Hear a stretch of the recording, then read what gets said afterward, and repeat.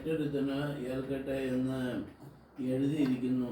ആകയാൽ കർത്താവായ യേശു യോഹന്നാന്റെ സ്നാനം മുതൽ നമ്മെ വിട്ടു ആരോഹണം ചെയ്ത നാൾ വരെ നമ്മളുടെ സഞ്ചരിച്ചു പോകുന്ന കാലത്തെല്ലാം ഞങ്ങളോടുകൂടെ നടന്നു.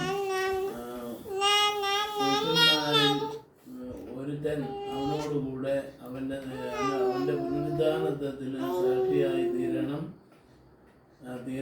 അങ്ങനെ അവൻ അസ്തോസ് എന്ന പേരുള്ള യൂസ്തോസ് എന്ന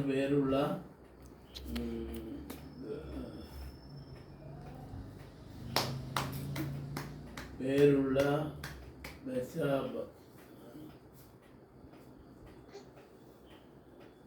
എന്ന ജോസഫും മത്തിയാസ് എന്നീ 2 പുരുഷന്മാരെ നിർത്തി. സകല ഹൃദയങ്ങളെയും അറിയുന്ന കർത്താവെ, നിന്റെ സ്ഥലത്തേക്ക് പോകേണ്ടതിന് യൂദ ഒഴിഞ്ഞുപോയ ഈ ശുശ്രൂഷയുടെ അപ്പോസ്തോലത്വത്തിൻ്റെയും സ്ഥാനം ലഭിക്കേണ്ടതിന് ഈ